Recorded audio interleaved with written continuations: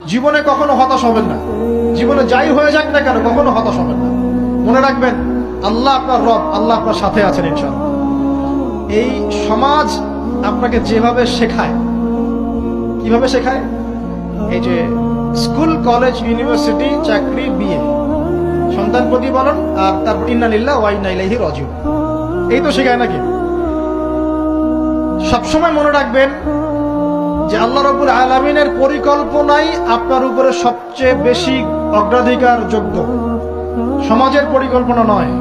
পরিবার আপনাকে চাপ দিচ্ছে, চাকরি পাস না, পড়াশোনা করিস না, হ্যাঁ পড়াশোনায় কেন তুই 80 নাম্বার পাইলি না, কেন চান্স পেলি না, কবে চাকরি পাবি, কবে আমাদেরকে দেখবি, খাওয়াবি, পড়াবি, এই যে চাপগুলো চারপাশ থেকে আসে কিনা?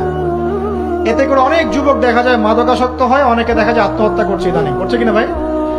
এই শব্দটা থেকে আমি এই পয়েন্টটা আজকে লিখেছিলাম যে ভুলেও আল্লাহর প্রতি বিশ্বাস এবং তাওয়াক্কুল হারাবেন না। সমাজ যেভাবে শেখায়, সমাজ চারপাশে যে চাপ আপনাকে দিচ্ছে, এই চাপে নিজে গা ভাসিয়ে দিবেন না। আপনি আল্লাহর কাছে দোয়া করবেন, আল্লাহর কাছে পথ চেয়ে নিবেন এবং আল্লাহর প্রতি তাওয়াক্কুল ভরসা করবেন, কখনো আত্মহত্যার পথ বেছে নিবেন।